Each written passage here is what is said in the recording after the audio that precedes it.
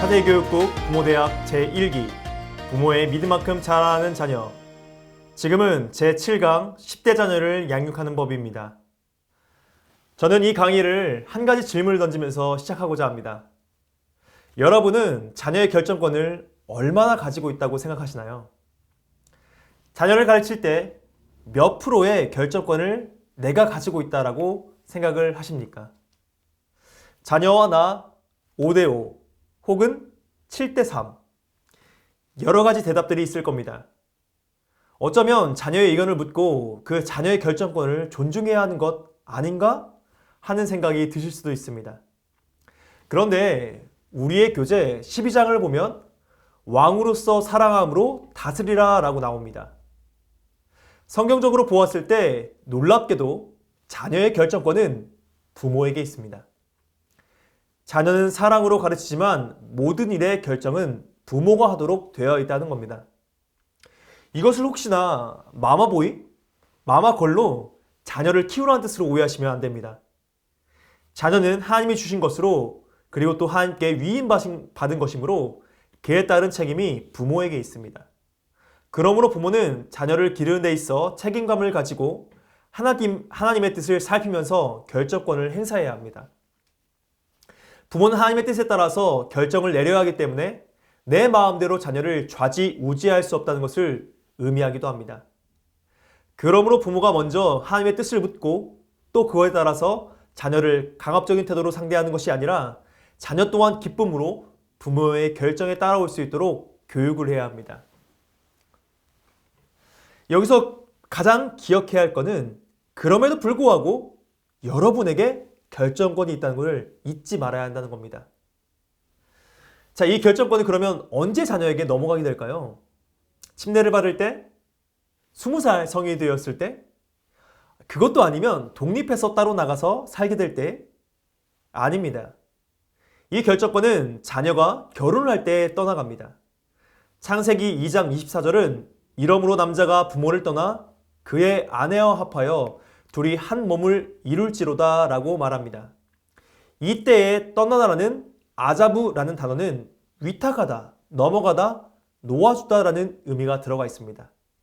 이것은 결정권을 위탁하고 넘겨주고 놓아준다는 의미가 들어가 있는 것입니다. 제가 이렇게 장황하게 설명하는 이유 궁금하시죠? 이것이 중요한 이유가 있습니다. 이 많은 부모님들이 10대가 되어 아이들이 반항을 시작하면 어쩔 수 없다는 듯이 신앙을 방관하는 모습을 많이 보이시기 때문입니다. 전사님, 이제 더 이상 제 말을 듣지 않으니까 전사님 좀 해주세요 하는 말들을 왕왕 듣습니다. 하지만 이것이 대안이 될 수는 있어도 해결 방안이 되지는 못합니다. 저는 부모님들이 철저히 자신에게 이 자녀의 결정권이 있음을 깨닫고 10대의 자녀에게도 그 결정권을 행사하시기를 권면드립니다. 물론 자녀를 사랑하기에 많은 부분에서 자녀의 의견을 존중하고 하나의 인격체로 대해야 하고 그 의견을 무시해서는 안 됩니다. 하지만 중요한 것은 절대적으로 양보할 수 없는 부분에서까지 자녀를 존중한다는 명목에서 그 의견을 받아들여서는 안 된다는 겁니다. 여러분에게는 하나님이 주신 결정권이 있습니다. 그 결정권이 여러분에게 있음을 믿으시고 그 확신을 가지시고 우리 10대들을 가르쳐 주시기를 바라겠습니다. 그럼 그 결정권에 대한 확신을 가지신 줄 믿고 이 강의를 시작하도록 하겠습니다. 먼저는 하나님의 뜻을 알고 행하는 것이 왜 중요한가입니다.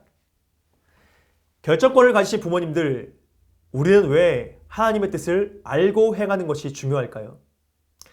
하나님은 우리에게 뜻하신 바가 있습니다. 우리는 우리에게 주어진 삶의 의미, 삶의 목적과 인생의 참된 행복이 있으며 이렇게 모두 한 번의 인생을 살아가는 것을 알고 있습니다. 우리는 하나님의 뜻을 행하여 살 때에 진정한 행복을 찾아갈 수가 있습니다. 하나님의 창조 질서대로 하나님을 영화롭게 해드려야 비로소 우리에게 진정한 행복이 찾아옵니다. 네, 저는 대부분의 남자분들이 그러하시듯이 물건은 쓰다 보면 저절로 어떻게 쓰는지 알게 된다고 생각하면서 살았습니다. 제가 얼마 전에 카메라를 샀는데 이 카메라도 마찬가지로 그냥 써보면 되지 하면서 사용을 하고 있던 중이었습니다. 그런데 우연하게 유튜브에서 이 카메라에 대한, 제가 가진 카메라에 대한 설명이 나오더라고요. 그런데 깜짝 놀랐습니다. 제가 모르던 기능이 너무 많이 있었기 때문입니다. 카메라의 기능을 저는 10분의 1도 사용하지 못하고 있었습니다. 그리고 그 유튜브에 나온 설명대로 기능을 사용하며 쓰니까 얼마나 편리하게 사용하고 있는지 모릅니다. 어쩌면 개발자의 의도를 전혀 깨닫지 못한 채로 이 카메라를 평생 사용했을지도 모르는 일입니다. 카메라라 다행이었지, 만약에 인생의 의미를 모른 채로 이 짧은 인생을 보낸다면 얼마나 안타까울까요? 이것을 모른 채로 이것저것 기웃거리다가 깨닫기에는 우리의 인생은 너무나 짧습니다. 많은 분들이 10대의 삶에는 하나님의 뜻도 중요하지만 공부에도 때가 있으니 공부부터 라는 생각을 하십니다. 그러나 우리의 삶이 너무나 짧고 그 짐을 받은 목적대로 살아가는 것이 가장 인생을 제대로 살고 행복해지는 것이라는 것을 깨달으셨다면 10대부터 우리 학생들이 자신을 내어드릴 수 있도록 결단을 내릴 수 있는 도움을 여러분께서 주셔야 합니다. 자, 그렇다면 하나님의 뜻을 어떻게 알 수 있을까요? 우리는 하나님의 뜻을 어떻게 알 수 있을까요? 첫 번째, 성경을 통해 하나님의 뜻을 발견할 수가 있습니다. 하나님의 뜻을 가장 잘 나타내는 설명서는 성경입니다. 그리하여 성경이 자녀들의 생각과 마음을 지배하여 하나님의 뜻을 자연스럽게 알 수 있게 해야 합니다. 그러기 위해서는 당연히 성경을 부지런히 읽고 연구하는 시간이 필요합니다. 저는 10대들에게 청매나 세나와 같은 청소년 큐티책을 추천하고 싶습니다. 성경에 대한 짧은 코멘트와 함께 매일매일의 말씀을 묵상할 수 있고 무엇보다 양이 많지 않기 때문에 10에서 15분의 시간으로 하나님의 말씀을 연구할 수 있다고 생각합니다. 또한 짧은 시간이지만 계속해서 꾸준히 했다는 성취감을 책을 마칠 때마다 느낄 수 있어 좋습니다. 저도 이 청소년식의 큐티를 했었는데 지금 그 책들을 찾아보면 너무 유치한 묵상을 하기도 하고 이 성경에 대한 지식이 진짜 이렇게까지 얕았나 하는 생각이 듦에도 불구하고 그것을 통해서 제가 하나님을 느끼고 하나님을 만났던 지난 날들을 발견할 수 있었습니다. 두 번째로는 섭리를 통해서 하나님의 뜻을 발견할 수 있습니다. 하이델베르그 요리문답에는 이렇게 기록합니다. 하나님은 모든 곳에 미치는 전능하신 능력으로 하늘과 땅과 만물을 마치 손으로 붙들듯이 붙잡아 다스리신다. 한마디로 우리의 모든 생활을 다스리신다는 것입니다. 다스리시며 하나님은 그 가운데서 하나님의 뜻을 보여주십니다. 그것은 영적 생활과 관련하여 문을 닫기도 하시며 열기도 하시는 것입니다. 일상생활에서 어려움이나 실패를 경험하게 하시며 믿음이 강해지게도 하십니다. 우리는 삶을 살면서 하나님이 원하시지 않는 일들이 닫혀버리고 우리가 생각하지 못했는데 그럼에도 길이 열리는 경험들을 많이 해보셨을 겁니다. 우리는 우리의 삶 속에서 말씀하시는 하나님을 느낄 수 있어야 합니다. 저는 이러한 삶 속에서 하나님을 느끼는 연습으로 로렌스 형제가 기록한 책인 하나님의 임재 연습이라는 책을 추천드리겠습니다. 이 책은 수사였던 로렌스 형제의 대화를 통해서 하나님의 임재를 일상에서 느끼며 살아갈 연습을 한 책으로 기독교 고전 베스트입니다. 또 길지 않고 얇고 작은 책으로 이루어져 있어 10대들이 읽기에도 부담 없는 책입니다. 하지만 이 모든 것들 중에 잊지 말아야 할 것은 어떠한 경험도, 책도 성경을 뛰어넘을 수는 없다는 것입니다. 섭리는 항상 성경이라는 시금석을 통해 판별되어야 합니다.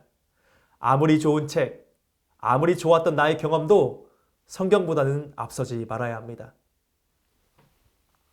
세 번째로는 은사와 소원을 통해 하나님의 뜻을 발견할 수 있습니다. 하나님은 우리를 만드신 분이시기에 우리를 너무나 잘 아는 분이십니다. 하나님은 우리에게 은사를 심으시고 소원을 주셔 사용하십니다. 10대는 이 하나님이 주신 소질과 소원을 고려해 직업 선택을 해야 합니다.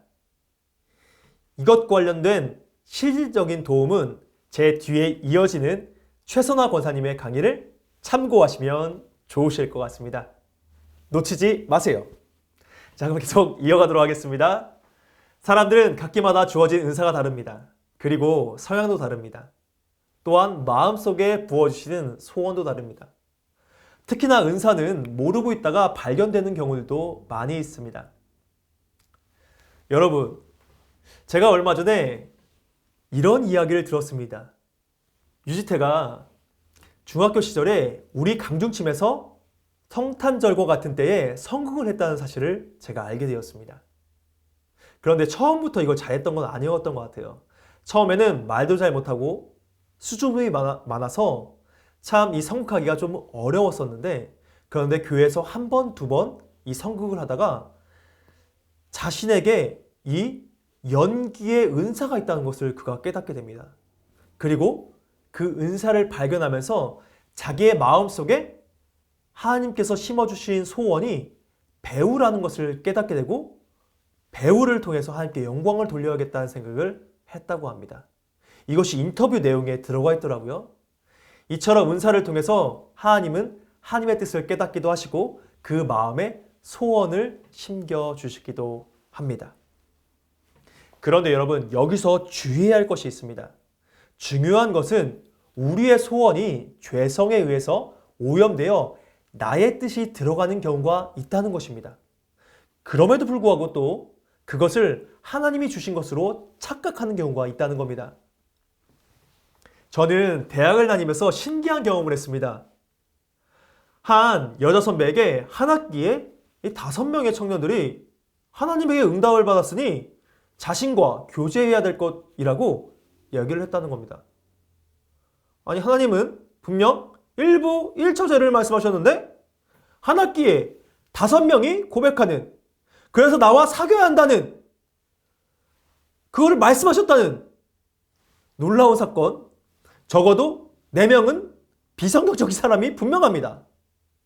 그리고 더 안타까웠던 사실은 결국 5분 모두 그 선배와 사귀지도 못하고 결혼하지도 못했다는 사실입니다.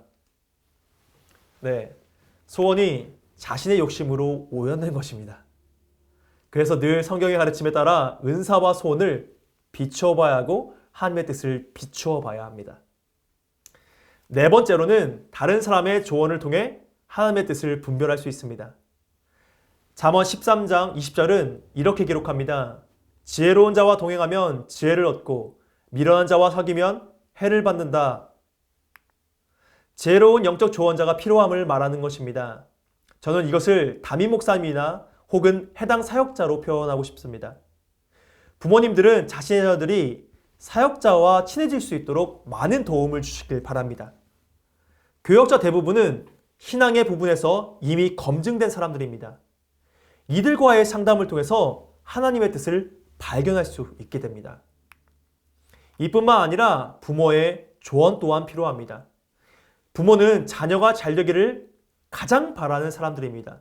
또한 자녀를 가장 잘 아는 사람들입니다. 그러므로 자녀가 부모에게 상담하는 것이 필요합니다. 하나님께서는 여러분에게 영적 권위를 부어주셨습니다. 또한 부모는 자녀의 결정권자로서 그 역할을 충실하게 이행할 책임도 있습니다. 그러므로 자녀들에게 상담을 할 것을 여러분이 직접 요청하십시오. 여러분의 충분한 자격과 자질이 있으십니다. 5번째, 기도를 통해서 하나님의 뜻을 분별할 수 있습니다. 잠언 3장 5절에서 6절은 너는 마음을 다하여 여호와를 신뢰하고 내 명철을 의지하지 말라. 너는 범사의 그를 인정하라. 그리하면 내 길을 지도하시리라 라고 기록되어 있습니다.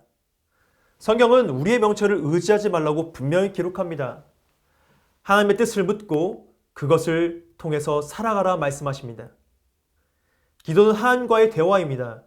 그래서 10대의 자녀들 삶 속에서 늘 하나님과의 대화가 지속되어야 합니다. 또한 늘 10대들이 주님의 인도를 구하는 기도를 해야 합니다. 저는 중등처를 담당하면서 너무나 안타까운 일들을 봅니다. 이 중등처 친구들이 입을 열어서 기도하는 것을 보지를 못하고 있습니다. 기도하는 것을 너무나 어려워합니다. 많은 부모님들이 이렇게 말씀하십니다. 전사님, 우리 아이가 수줍음이 원래 많아서 기도를 잘 못해요 라고 말씀하십니다. 그러나 부모님들 잘 아셔야 합니다. 성향과 태도는 다른 것입니다. 하나님이 주신 기질과 성향은 분명히 각자마다 다를 것입니다. 그러나 하나님을 대하는 태도는 성향과 기질, 이것과는 다른 것입니다. 여러분 중에서도 주변에 수줍음이 많은 사람들이 있을 겁니다. 그런데 수줍음이 많다고 해서 유치원이나 초등학교에 가지 않았던 사람들이 있나요? 아무리 수줍음이 많더라도 유치원이나 초등학교에 가듯이 하나님에 대한 기도나 예배의 태도들은 그 성향과는 별개인 것입니다. 이것은 훈련의 차이인 겁니다. 처음에는 유치원이 적응이 안 되고 초등학교 가는 것이 적응이 안 되고 어렵더라도 계속해서 가는 연습을 하는 것처럼 기도의 훈련이 필요한 것입니다. 저는 이 훈련이 어렸을 적부터 되어야 한다고 생각합니다. 그래서 저는 가정 예배나 식사 시간에 모이면 자녀가 기도할 수 있는 기회들을 끊임없이 주는 것이 필요하다고 생각합니다. 계속해서 자녀가 기도의 자리에 설 수 있는 연습의 장이 마련되어야 합니다. 그리고 이러한 기도들은 나 혼자만의 기도가 아니라 입을 열어서 모두가 들을 수 있도록 해야 합니다. 그렇게 기도함으로 자녀의 신앙과 기도법을 부모인 내가 점검할 수 있게 되고 자녀들도 계속해서 훈련됨으로 기도의 훈련이 되어지게 되어 있습니다. 자, 그렇다면 지금까지는 가정 내에서의 것들을 살펴보았다면 이제는 가정 외에 10대의 삶을 살펴보는 또래 집단에 관한 이야기를 시작할까 합니다. 또래 집단의 압력을 극복해 하라. 여러분은 지금 청소년 복음화율이 얼마나 되는지 알고 계신가요? 지금 한국 청소년 복음화율은 약 3%라고 합니다. 성경에서는 2에서 5%의 복음화율을 가진 종족을 미전도 종족이라고 부릅니다. 지금 한국 청소년들은 미전도 종족이라 불릴만 합니다. 저희 15년 전 학창시절에는 35명 중에 5명 정도가 교회에 다닌다고 손을 들었습니다. 이 대전이 복음화율이 굉장히 높은 지역이기도 했고 제가 다니던 학교가 기독교 동아리가 활발하던 곳이기 때문이기도 했던 것 같습니다. 그런데 지금은 4개 반을 합쳐야 5명이 될까 말까 한 수준이라는 겁니다. 한 주간 우리 10대들이 살아갈 동안 기독교인을 만나기 어려운 시대라는 겁니다. 그런데 10대는 또래 집단의 영향이 지대해지는 시기이므로 결정을 친구와 내리는 일들이 잦아집니다. 그러므로 청소년들은 기독교적 선택이 아닌 세상의 친구와 세상의 방법을 선택할 수 있는 가능성이 높아지게 됩니다. 이때 필요한 것이 바로 또래 집단의 압력을 거부할 수 있는 굳건한 신앙입니다. 이 굳건한 신앙은 첫째, 용기 있는 부모의 모습이 필요합니다. 부모는 자신의 말을 직접 실천하며 청소년들에게 도덕적, 영적 본보기가 되어야 합니다. 말보다 삶이 훨씬 더 강력한 영향력이 있습니다. 서울, 특히나 이 강남은 학구열이 강하죠. 그래서 주일에 교회를 온 대신에 학원에 가 있는 경우들을 왕왕 보게 됩니다. 부모님들은 신앙에 대해서 말씀하시면서 그 신앙의 가장 기본적인 예배는 나중에 드릴 수 있다고 하는 이율배반적인 모습을 보이십니다. 하지만 이러한 모습을 보이게 되면 신앙은 걷잡을 수가 없습니다. 부모님 스스로가 신앙이 중요하지 않음을 보여주시는 것이기 때문입니다. 또한 부모님들은 직장과 가정 안에서 크리스천으로 살아가셔야 합니다. 교회 안에서만 크리스천으로 살아가고 직장과 가정에서는 비도덕적, 비성경적으로 살아가신다면 그것은 자녀의 신앙이 올바르게 성장하게 어렵게 하는 행동입니다. 굳건한 신앙을 지키기 위한 방법 두 번째는 성경의 기본적인 원리를 가르치시는 겁니다. 부모가 먼저 이 시대에도 가장 최고의 권위를 가지는 것이 성경임을 알려주셔야 합니다. 지금 많은 청소년들은 인터넷을 통해 수많은 정보를 접합니다. 그리고 이러한 정보들 속에는 동성애나 동거와 같은 자극적인 소재들이 너무나 많이 있습니다. 실제로 얼마 전에 레즈, 게이, 동성애에 관련된 유튜브 방송이 무분별적으로 나와 사회적으로 문제가 되기도 했습니다. 그런데 이런 문화는 현 사회에 살고 있는 10대 청소년들에게 정말 치명적으로 작용하고 있습니다. 저는 실제로 이 동성애나 혼전 동거에 관해서 고등처 학생들에게 어떻게 생각하는지 물어본 적이 있습니다. 여러분, 근데 충격적이게도 교회를 다니는 학생들이 놀랍게도 그들이 뭐라고 대답하냐면 아니 자기들끼리 서로 좋아하는데 그건 어쩔 수 없는 일 아니냐는 대답을 대다수가 있습니다. 모두 동성애와 혼전 동거를 죄로 인식하지 않는다는 겁니다. 너무나 주변에 흔하게 그러한 일들이 일어나기 때문에 이것이 죄가 아니라 다양성이라고 생각해버립니다. 성경에 죄라고 기록되어 있다고 알려줘도 성경은 이미 수천 년 전에 쓰여졌으므로 현 시대와 맞지 않는 책으로 생각을 해버립니다. 그러므로 부모님들은 이 성경이 영원히 권위를 갖고 있으며 그 안에서 하나님이 말씀하시는 기본 원리가 있음을 분명하게 해주시기를 바라겠습니다. 기독교적 가치관을 바로 교회와 가정에서 세우지 못하면 우리 아이들은 너무나 쉽게 가치관이 세상적으로 변모할 것입니다. 혹시나 이런 걱정을 하실지도 모르겠습니다. 나도 예수를 만나기 전에 세상 사람들과 같은 모습이었는데 나도 죄를 참 많이 지었는데 내가 성경을 가르칠 이런 것들을 가르칠 자격이 되나? 하시는 분들이 있으실 겁니다. 여러분, 그러나 중요한 것은 여러분은 하나님께서 세우신 사람들이라는 겁니다. 하나님께서 여러분에게 자녀를 잘 양육할 권한과 책임을 주셨습니다. 또한 내가 그것이 잘못되었다는 것을 알고 있다면 나와 같은 잘못을 하지 않도록 하나님의 원리를 분명히 알려주셔야 합니다. 이제 실제적인 이야기를 해볼까 합니다. 저는 지금 중등처를 담당하고 있습니다. 그런데 10대 부모님들이 가장 어려워하는 부분이 무엇일까요? 제가 본 것은 크게 감정 변화가 심하다, 대화가 안 된다를 가장 큰 어려움으로 꼽으신다는 것을 보게 되었습니다. 그런데 저는 요즘 10대들을 향한 부모님들의 어려움이 어느 정도 일맥상통한다고 생각합니다. 감정 변화와 대화의 단절이 결국 한 가지 원인 때문에 발생하는 것이기 때문입니다. 그 원인을 이제부터 알아보겠습니다. 지금 현대사회는 점점 더 비대면 사회를 가고 있습니다. 코로나 때문에 비대면 사회가 가속화되었을 뿐입니다. 그런데 이 비대면 사회 속에 그것을 정점을 찍는 한 설문지가 2014년도에 실행되었습니다. 이 설문지의 내용을 한번 설명을 드리겠습니다. 2014년도에 건국대학교에서 실시한 대학생 설문조사에서 새 학기에 가장 하고 싶은 것 무엇입니까? 라는 설문지를 돌렸다고 합니다. 근데 여러분, 놀랍게도 2위가 무엇이냐면 바로 아싸, 아웃사이더, 다른 사람과 관계를 안 하고 혼자 다니고 싶다가 2위였다는 겁니다. 지금의 시대는 컴퓨터를 넘어서 스마트폰이라는 엄청난 기술력 앞에서 편안하게 살고 있습니다.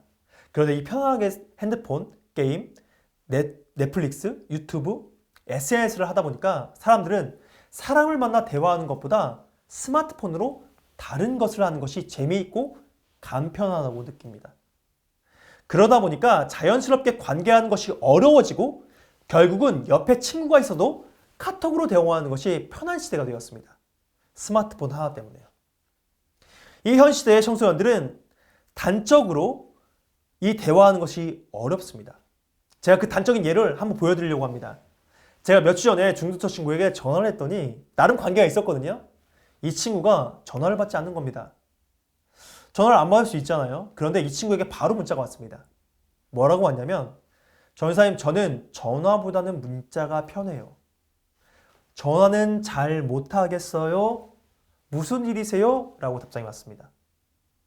그리고 제가 이 친구와 정말 전화통화는 한 번도 하지 못하고 계속해서 문자로만 연락을 주고받고 있습니다. 그만큼 지금 10대는 누군가와 대화하는 게 어려운 상황입니다. 그러다 보니 당연하게도 관계가 어렵고 소통이 어려워지는 문제를 가지고 있는 것이 10대입니다. 또한 스마트폰과 영상에 익숙한 현 시대의 청소년들의 뇌의 전두엽은 얇아지고 있다고 합니다. 영상을 많이 보는 친구들, 더 이상 상상할 필요가 없는 이 시대에는 이 전두엽이 얇아지고 있다고 합니다. 그런데 이 전두엽에는 인간의 감정을 담당하는 부분이 있기 때문에 이 전두엽에 직접적인 영향을 받게 됨으로 인해 불안, 우울, 욱하는 감정의 폭발을 10대들이 쉽게 일으키고 있다는 겁니다. 제가 이것을 설명드리는 이유가 있습니다. 부모님들의 이해를 돕기 위함입니다. 아마도 여러분들은 지금 10대의 자녀들이 이해가 안 되실 겁니다. 왜 이렇게 대화가 안 되나? 대화하는 걸 어려워하나?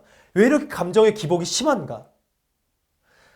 여러분과 여러분 부모님과의 세대 차이보다 지금 여러분과 여러분 자녀들의 세대 차이가 훨씬 더 어마어마하게 나고 있습니다. 이 10대들의 상황을 제대로 인지하지 못한 채로 그들을 이해하기란 어려울 겁니다. 그래서 제가 이렇게 설명드리면서 조금이라도 이 10대들을 이해하셨으면 좋겠다는 생각을 해보았습니다. 자, 그렇다면 어떻게 10대 학생들과 분노하지 않고 그들과 잘 얘기할 수 있을까요? 먼저는 자녀들을 사랑하고 그들과 어울려야 한다는 겁니다. 너무나 당연한 이야기 아니에요? 하면서 실망하셨나요? 아니 지금 앞에까지 스마트폰이 문제다 라고 얘기를 하셔가지고 나도 지금 그래 역시 스마트폰이 문제였어 하면서 혹시 자리를 일어나고 계시지 않습니까? 그 10대에게 그 스마트폰을 빼앗으려고 지금 생각하고 있지 않으셨습니까? 만약에 그 스마트폰을 빼앗으신다면 그들은 목숨을 빼앗긴 것 같은 느낌을 들 겁니다. 그리고 오히려 반발심이 더 심해질 겁니다. 저는 오히려 그러하기보다 반대로 그러한 것들보다 관계가 사라진 시대에 가장 필요한 것은 부모님의 사랑이 아닐까 싶었습니다. 어차피 뺏어봤자 반발심만 늘어날 뿐입니다. 자주 자녀들에게 사랑을 표현하시고 끊임없이 그들과 어울리려고 노력을 해야 합니다. 왜냐하면 지금은 관계가 사라진 시대이기 때문입니다. 역설적이죠. 관계가 사라져서 아이들이 소통하는 게 어려워서 부모와 소통이 어려운데 왜 이 시대가 더 관계를 쌓아야 하는 시대인가? 그것은 창조부터 인간은 혼자 있는 것이 좋아 보이지 않아서 다른 인간을 창조한 하나님의 뜻이 우리 가운데 있다는 것을 알면 이해하기 쉽습니다. 사람은 혼자 살 수가 없는 동물입니다. 오히려 그러하기에 다른 사람이 필요합니다. 지금 오히려 10대들은 관계에 목말라 있는 겁니다. 그래서 부모님이 친구처럼 다가간다면 더욱더 신뢰감을 쌓기 쉽고 그 관계에 목말라 있기 때문에 더욱더 좋은 기회가 아닐까 싶습니다. 10대들은 같은 이야기를 하더라도 나와 친한 사람의 이야기는 분노하지 않고 잘 들어줍니다. 오히려 집중력 있게 들어주는 게 10대입니다. 그런데 나와 친하지 않고 나와 관계가 없고 날 사랑하지 않는다고 느끼는 사람의 이야기는 아무리 좋은 이야기더라도 스마트폰을 손에 쥐고 그것을 보면서 이야기를 듣지를 않게 됩니다. 그러하기에 우리 학부모님들은 먼저 관계를 쌓기를 저는 추천드립니다. 두 번째는 자녀의 말에 귀 기울이시고 긍정적으로 대화하려고 노력해야 한다는 겁니다. 얼마 전에 한 집사님을 우연하게 만났습니다. 그런데 이야기하던 중 자녀를 게임학원에 돈을 주고 등록시켰다는 이야기를 들었습니다. 자녀가 초등학생도 아니고 중학생도 아니고 고등학교 학생이었기 때문에 그 결정이 쉽지 않았음에도 불구하고 자녀가 게임을 잘하고 좋아하고 그 길로 가고 싶어하며 그래야 하기에 그 결정까지 수많은 대화를 하고 학원을 다녀보기로 결정해 주었다는 겁니다. 이 학부모님은 그 게임에 대해 몇 개월 전만 해도 하나도 모르셨습니다. 그리고 매일 게임을 하느라 대화가 없는 아들에게 서운함을 느끼고 계셨습니다. 그러나 답답한 마음에도 끊임없이 대화를 시도하셨고, 이 대화를 하려다 보니까 아들이 좋아하는 주제로 대화를 해야 하잖아요. 그러다 보니까 그 게임을 공부하고 연구하기 시작하셨다고 합니다. 그러자 아들과 대화가 조금씩 되기 시작했고, 아들의 꿈이 이것이라는 것을 발견하게 되었습니다. 저는 이 부모님의 노력이 결국 10대의 자녀의 성품을 건강하게 자라나게 할 것이라고 믿습니다. 그리고 자녀가 성장하여에 따라 부모님의 노력과 헌신, 그리고 사랑에 대해 깊게 깨닫게 될 것이라고 믿습니다. 세 번째는 10대 자녀에게 명확하고 합리적인 한계를 설정해주고, 한계를 넘어갈 때는 적당한 절차를 밟도록 해야 한다는 겁니다. 10대가 되면 자연스럽게 학교에 갑니다. 학교에서 가장 중요한 게 무엇일까요, 여러분? 공부? 공부 잘하는 거 당연히 중요합니다. 그런데 가장 학교에서 중요하게 여기는 것은 규칙을 지키는 일입니다. 학교는 이 규칙을 당연하게 요구하고, 학생도 규칙을 당연하게 이해하면서 지켜야 함을 알고 있습니다. 그런데 집에서는 규칙이 잘 지켜지지 않는 경우들이 많이 있습니다. 학교에서 그렇게 규칙을 잘 지키는 학생들이 왜 집에서는 규칙을 지키지 않을까요? 그리고 왜 부모님의 잔소리에 그들은 반항하게 될까요? 저는 여기에 원인을 일관적이지 않은 규칙에 있다고 생각합니다. 학교처럼 교복, 수업시간, 두발과 같은 명확한 규칙이 있고, 그것을 지키지 않으면 벌이 있다는 것. 이것은 너무나 명확해서 학생들은 대부분이 지킵니다. 그런데 부모님 밑에서 규칙은 조금 이것과는 다릅니다. 일관성 없이 왔다 갔다 하는 경우들이 많이 있기 때문입니다. 그런데 놀랍게도 일관성 없는 규칙이 분노를 유발시킨다는 겁니다. 이상하게도 학교의 규칙은 더욱더 타이트하고 그들을 옥죄는 것 같은데, 그들은 지키면서도 집에서의 조금은 느슨해 보이고 조금은 규칙이 없는 것 같은 그런 상황 속의 규칙들은 잘 지키지 않는다는 겁니다. 그리고 부모가 규칙을 지키지 않은 것에 얘기하면 반발심을 보인다는 겁니다. 그것은 바로 일관성이 없기 때문이죠. 그러하게 집에서도 정확한 규칙과 함께 일관성이 있어야 합니다. 또한 합리적인 한계와 일관성을 보여주되, 만약 이 한계를 넘어갈 때는 부모에게 정당한 사유를 가지고 오도록 이야기를 해야 합니다. 그래야 해서 이 한계는 함부로 넘을 수 없는 것이며 부모에게 권위가 있음을 그들이 알게 해야 한다는 겁니다. 그리하면 그들은 분노 없이 이 규칙을 지키게 될 거고, 집안의 평화가 조금은 찾아오지 않을까 생각을 하고 있습니다.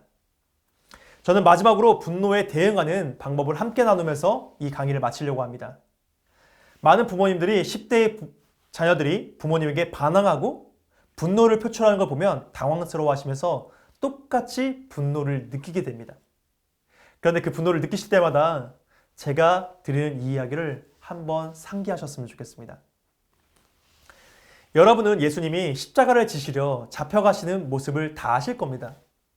그런 성경을 보니까 베드로가 예수님의 결말이 어떻게 되는지 너무 궁금해서 따라갔다고 기록을 합니다. 저는 이 베드로가 예수님을 따라간 모습에서 기대를 읽었습니다. 왜냐하면 지금까지 예수님이 보여주셨던 능력으로는 무언가 반전이 일어날 거라는 기대감을 갖기에 충분했기 때문입니다. 그렇지 않고서는 베드로가 예수님을 죽이려고 하는 이 살기등등한 사람들의 뒤를 따라가기가 쉽지 않았을 겁니다. 그런데 예수님이 아무런 항의도 하지 않으십니다. 충분히 능력이 있으신데도 그 능력을 사용하지 않고 십자가를 지십니다. 그런데 저는 여기서 예수님의 가장 큰 능력을 보았습니다. 바로 절제입니다.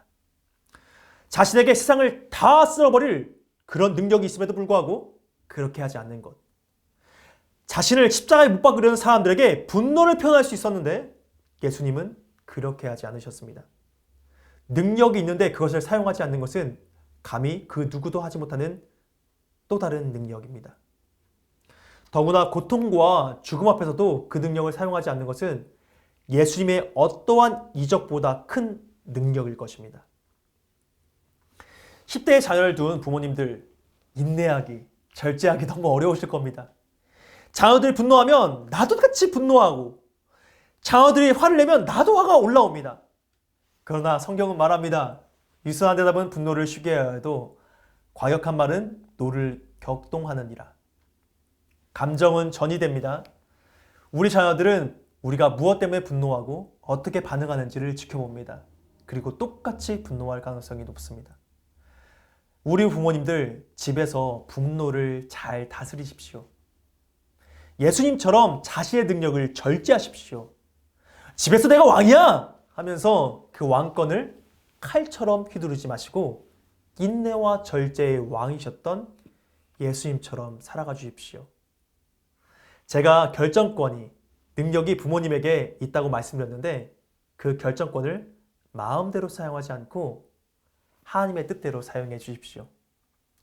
또한 절제하는 일 참 어려운 일입니다. 분노를 삭히는 일 참 어려운 일입니다. 하지만 반드시 부모는 하나님의 위임받은 사람들입니다. 그것을 기억해 주십시오. 그 위임받은 자로 예수님의 성품을 닮아가는 여러분 되기를 기대하며 기도하겠습니다. 오늘의 강의 여기까지입니다. 감사합니다.